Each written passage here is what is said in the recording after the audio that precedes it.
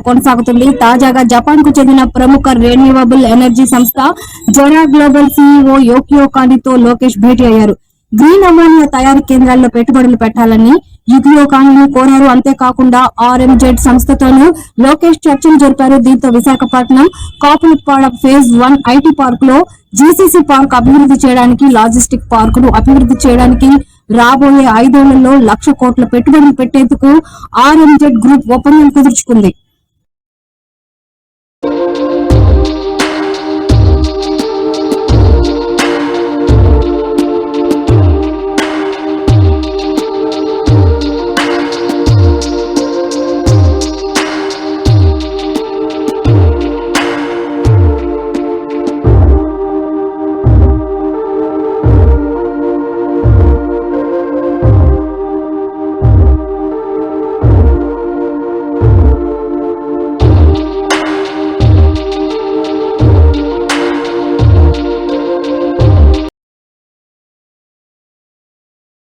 AP మాజీ CM Jaganmohan Reddy Tadepalli YCP కేంద్ర కార్యాలయంలో ఏలూరు